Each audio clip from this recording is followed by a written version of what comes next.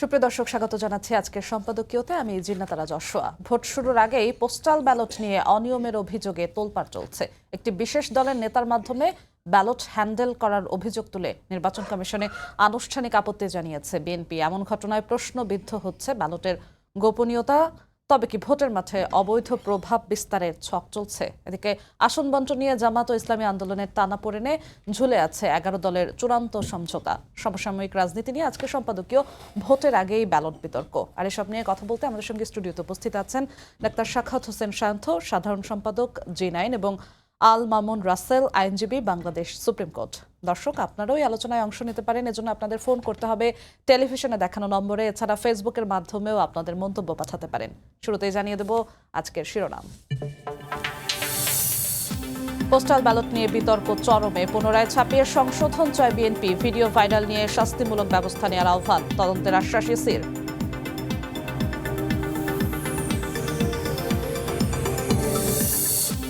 Postal ballot অপব্যবহারের আশঙ্কার কথা স্বীকার করলেন খোদ পররাষ্ট্র উপদেষ্টা। বললেন, এক্ষেত্রে মিশনগুলোর বেশি কিছু করার নেই।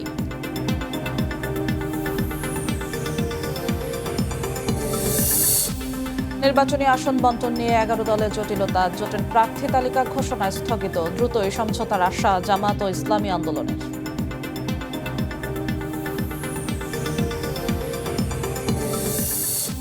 সাত কলেজ ও তেজগাঁও কলেজ শিক্ষার্থীদের বিক্ষোভ। দাবি আদায় না হলে বৃহস্পতিবার ঢাকা অচল করে দেওয়ার হুঁশিয়ারি। সড়ক অবরোধে দিনভর চরম ভোগান্তি।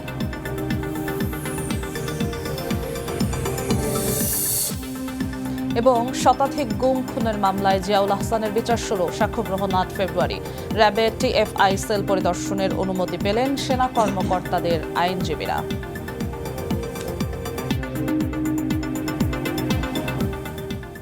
দর্শক, দেখছিলাম প্রধান শিরোনামগুলো, যাচ্ছি আলোচনায়। আপনাদের দুজনকে আরও একবার স্বাগত। ডাক্তার সাখাওয়াত হোসেন শান্ত, আপনাকে দিয়ে শুরু করতে চাই। পোস্টাল ব্যালট নিয়ে বিতর্ক উঠেছে, যেই প্রতীকগুলো আছে সেগুলোর অবস্থান নিয়ে বিতর্ক উঠেছে, কিছু ভাইরাল ভিডিও নিয়ে কথা উঠেছে। ভিডিওগুলো নিয়ে আমরা একটু পরে কথা বলবো।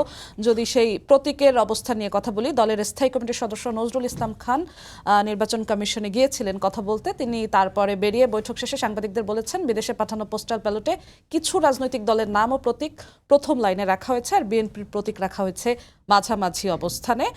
যেখানে দেখা যায় যে ভাঁজ করলে ধানের শীষের প্রতীক সেখানে পড়ে। এটি কোনো উদ্দেশ্য নিয়ে করা হয়েছে এমন কথা তিনি বলেছেন, আপত্তি তুলেছেন। যদিও নির্বাচন কমিশন বলেছে এটা অ্যালফাবেটিক্যালি যেই অক্ষরগুলো আগে আসে সেভাবে হয়েছে। আপনার কি মনে হয়, এটা আসলে আপত্তি তোলার জায়গা কতটা, উদ্বেগজনক বিষয় কতটা? বিএনপি এবং ধানের শীষ এই দুইটা তো নতুন ভুইফোর কোনো মার্কাও না, ভুইফোর দলও না। এটা অসতর্কতাবশত হঠাৎ হওয়ার জিনিসও না। যদি বাংলাদেশের মানুষ ভোট দিয়ে যেভাবে ভাঁজ করে এবং দেয়, তারে সিলমারা কালি লেপটে অথবা মাঝখানে ভাঁজ পড়ে যদি এখানে ভোট নষ্ট হওয়ার কোনো সম্ভাবনা থাকে, তাহলে সেটা তো যে কোনো দলের জন্যই উদ্বেগের। সেক্ষেত্রে এটা কি পদ্ধতিতে কিভাবে এটাকে রিওরিয়েন্টেশন করলে এটা ভাঁজ পড়লে কোনো ভোট নষ্ট হওয়ার আশঙ্কা থাকবে না, সেই দায়িত্বটা তো ইসির ছিল। ইসি এই যে ভাঁজ পড়লে মাঝখানে পড়ে এবং ভোট বাতিল হওয়ার যে ঝুঁকি তৈরি হয়, এইটা অন্যদের ভিডিও করে প্র্যাকটিক্যালি দেখিয়ে জানাতে হলো।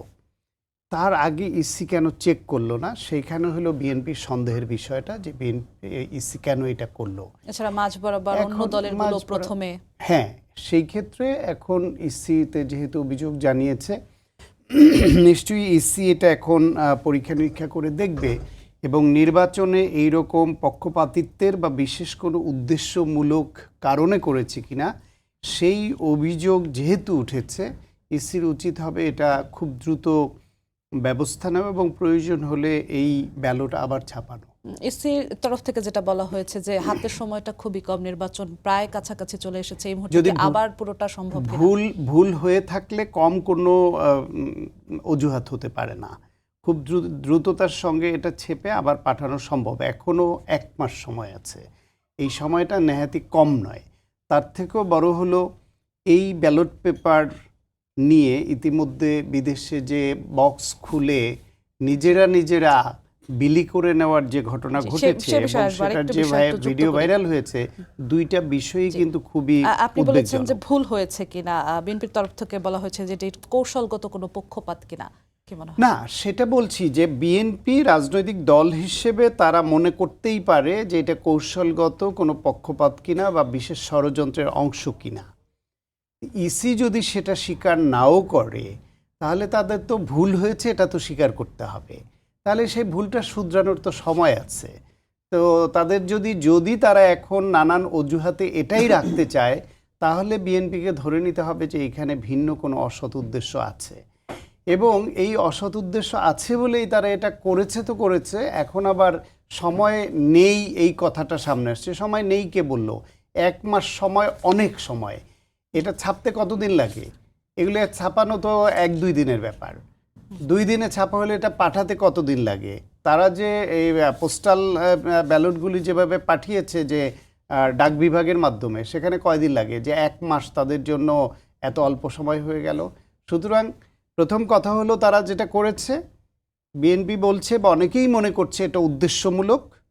কিন্তু তারা যদি উদ্দেশ্যমূলক সেটা স্বীকার না করে যে আমরা উদ্দেশ্যমূলক করিনি, তাহলে এই বিতর্ক থেকে বেরিয়ে আসবার জন্যই তাদেরকে ভুল স্বীকার করে এটা শুধরে নিতে হবে। জি, আপনার কাছে আবারও আসবো। আল মামুন রাসেল, আপনার কাছে একই প্রসঙ্গে আসতে চাই। এই যে পোস্টাল ব্যালটের প্রতীক বিন্যাস নিয়ে এই প্রসঙ্গটাই আগে আসতে চাই, যে আপত্তি জানানো, এখানে বিএনপি আপত্তি জানিয়েছে, সামাজিক যোগাযোগ মাধ্যমে এটি নিয়ে আলোচনা হচ্ছে। আপনার কি মনে হয় যে এটিও কোনো কৌশলগত পক্ষপাত কিনা, নাকি স্বাভাবিক অ্যালফাবেটিক্যালি যেখানে সাজানো হয়েছে সেটাই স্বাভাবিক?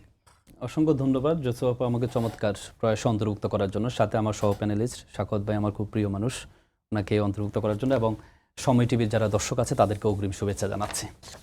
দেখেন, প্যারিস দার্শনিক নিকোলা একটা চমৎকার কথা বলেছেন যে রাজনীতিতে সন্দেহ হচ্ছে গণতন্ত্রের দুর্বলতা।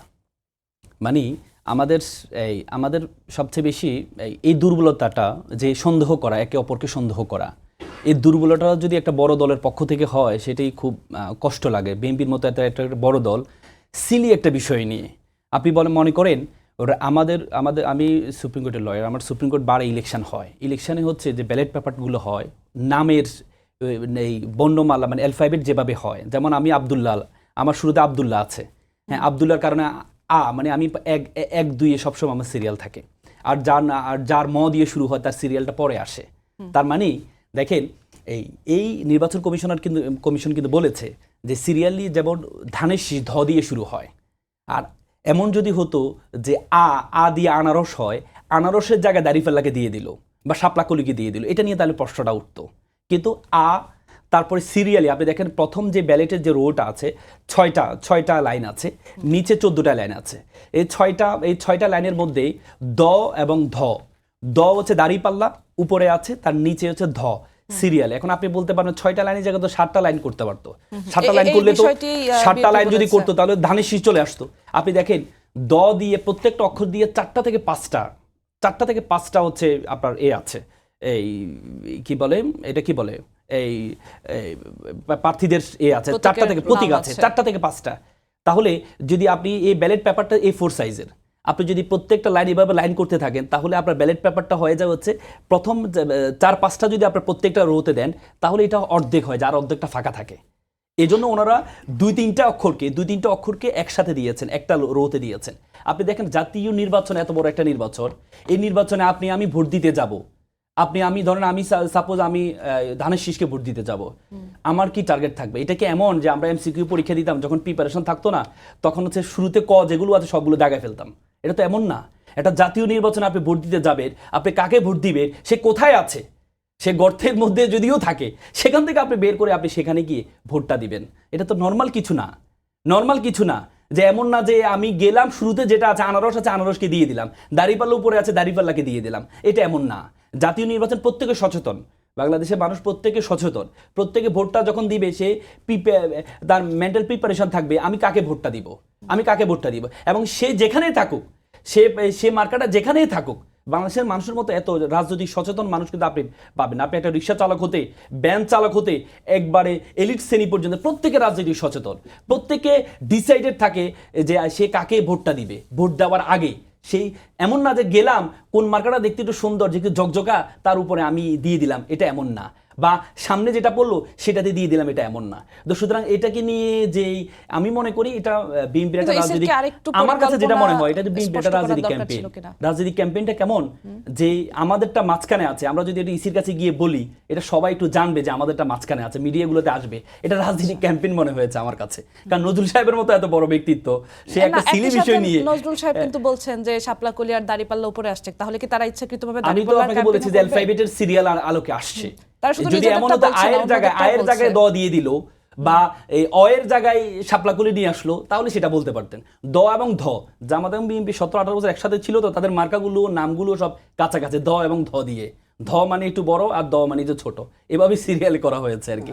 তো এটা এভাবে সিরিয়ালে আসছে শাখাত আর কি। হোসেন শান্ত। তালব্যস্য দিয়ে শাপলাকলি তো এটা তালব্যস্য পরের দিয়ে। রোতে, এটা পরের পেজে, এটা না প্রথম পেজে হ্যাঁ। আসছে।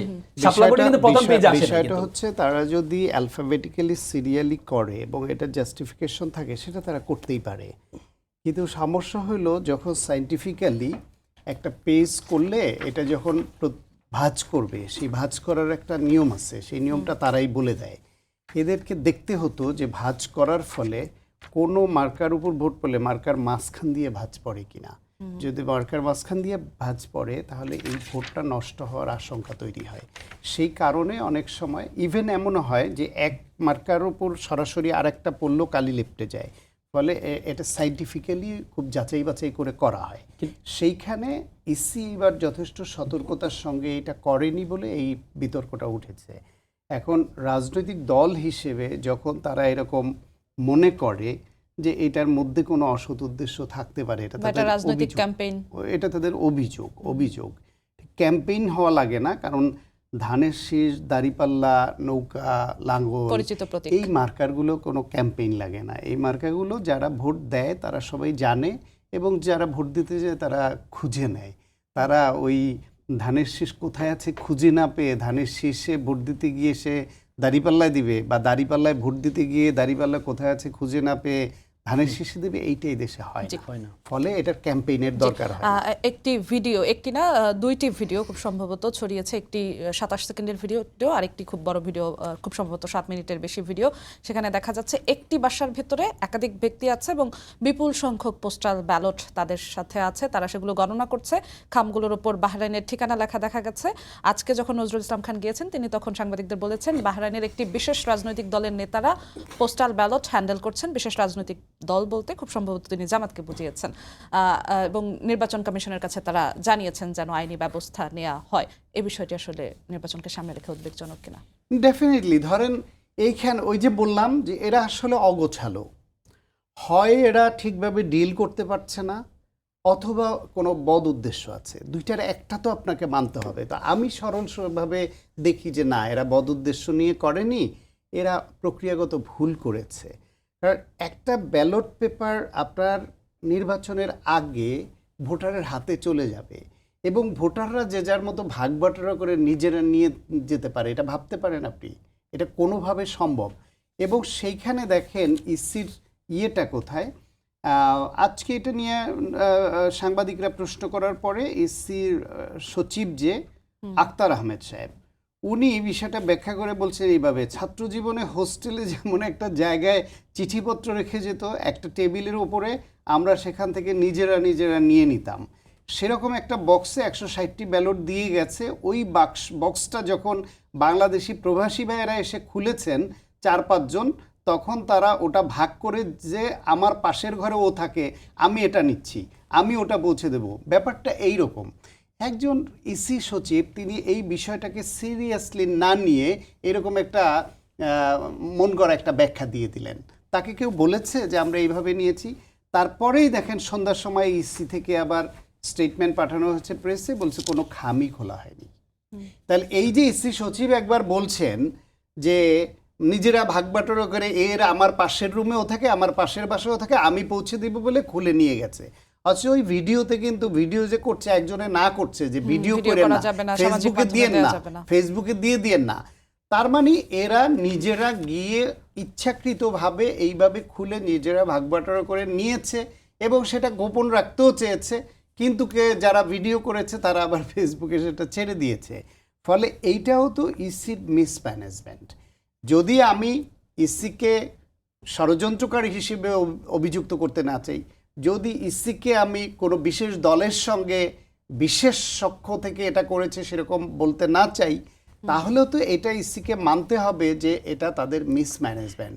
তারা যে চ্যানেলে পাঠিয়েছে সেই চ্যানেলে কিভাবে কোথায় পৌঁছবে, কে রিসিভ করবে, কোন জায়গা থেকে কোন ডেটে এটা ডিস্ট্রিবিউট হবে, কি পদ্ধতিতে এই ব্যালট ভোটটা দিবে, এই সমস্ত কিছু তো তাদের গাইডলাইন আছে।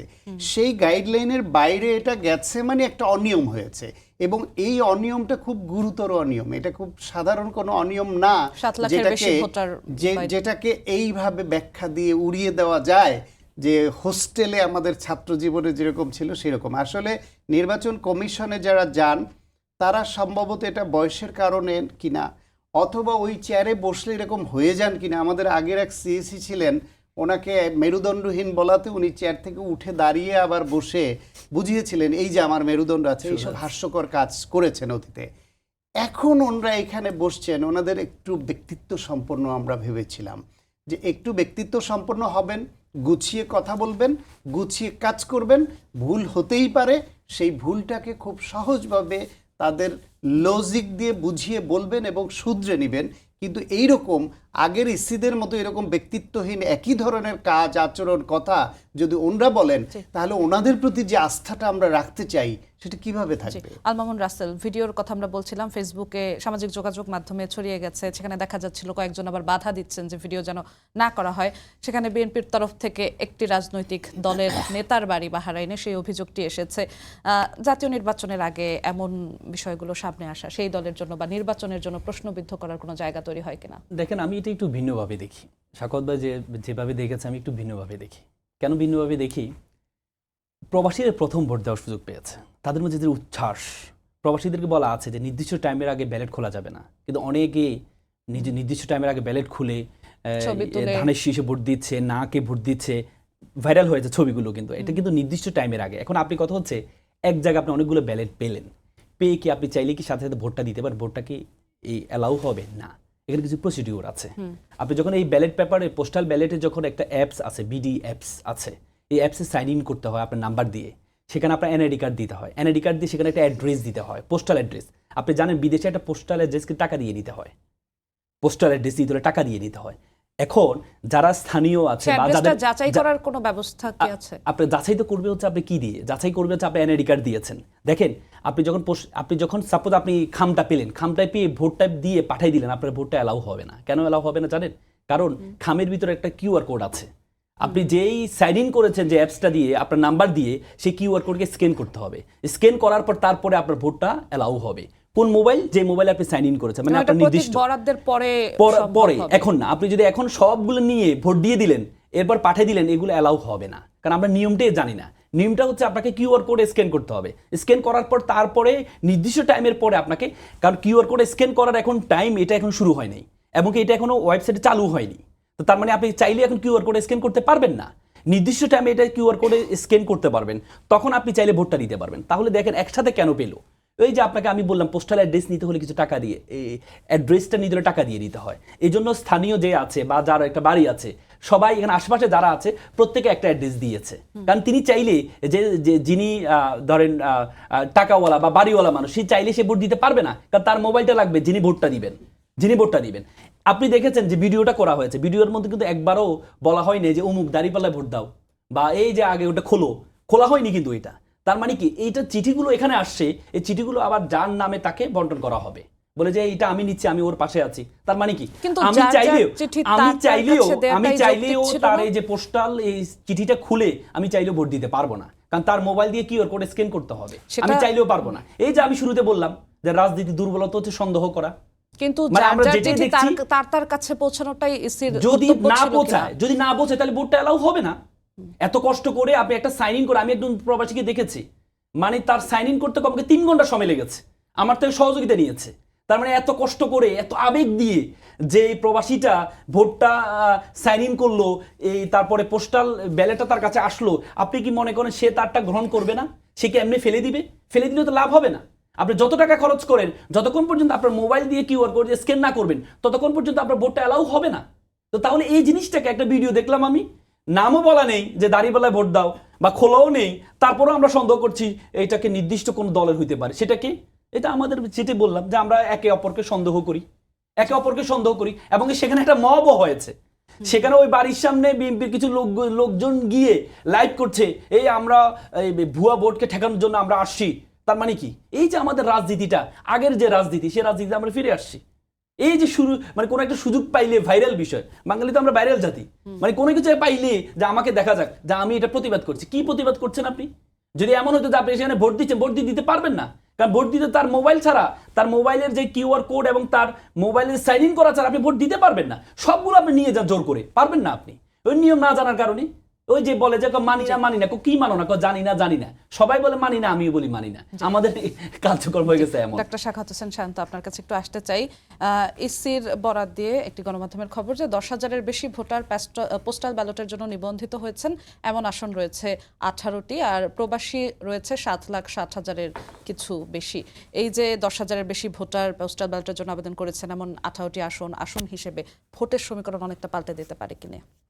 না, ডেফিনেটলি প্রবাসীদের তো বাংলাদেশের উন্নয়নে যেরকম তাদের ভূমিকা আছে, গণ অভ্যুত্থানের সময় তাদের যেমন ভূমিকা ছিল, গণ অভ্যুত্থান পরবর্তী বাংলাদেশের রেমিটেন্স পাঠিয়ে এই দেশটাকে সচল রাখায় তাদের যেমন ভূমিকা ছিল বা আছে, ঠিক একইভাবে কোনো আসনে তাদের যেখানে বেশি ভোট, সেখানে তো তারা একটা বড় ফ্যাক্টর হয়ে যেতেই পারে।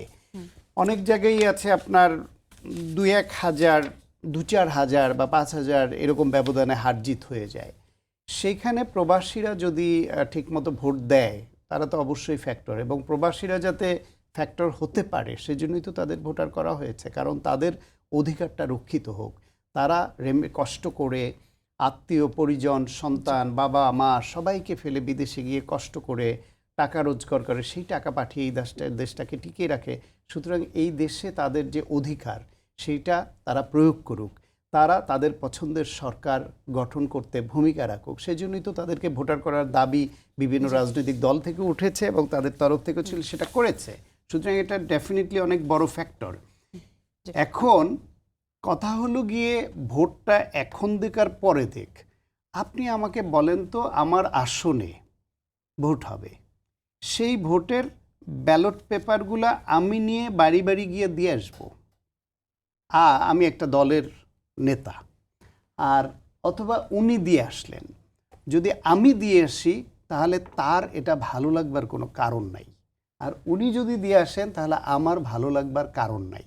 সেই হিসেবে যদি কোনো নির্দিষ্ট দলের নেতা এইভাবে তার ঠিকানা এটা যায় এবং তিনি এটা খোলার সুযোগ দেন এবং এইভাবে সেটা বিলি বন্দোবস্ত আগেই করেন, ভোটটা পরেই দিলেন, সেটা অনেকের ভালো লাগবার কোনো কারণ নাই। এটা খুব সহজ সাইকোলজি, এটুকু বোঝার জন্য কোনো পিএইচডি করার দরকার হয় না। ফলে এটা ভুল হয়েছে, এটা অন্যায় হয়েছে।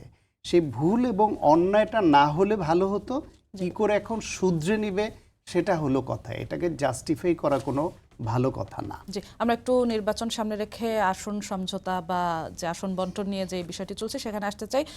11 দলের যে আসন বন্টনের বিষয়, সেখানে দেখা যাচ্ছে শেষ মুহূর্তে এসে জটিলতা। জামায়াত ইসলামকে দেখা গিয়েছিল নির্বাচনের তফসিল ঘোষণার আগে থেকে তাদের পূর্ণ প্রস্তুতি ছিল, ভালো রিদমে আগাচ্ছিল, কিন্তু তারপর দেখা যায় যে এখন একটা আসন সমঝোতা নিয়ে একটা জটিলতা দেখা যাচ্ছে। নির্বাচনের আগে এই জটিলতায় আসলে নির্বাচনের সমীকরণে প্রভাব পড়তে পারে কিনা?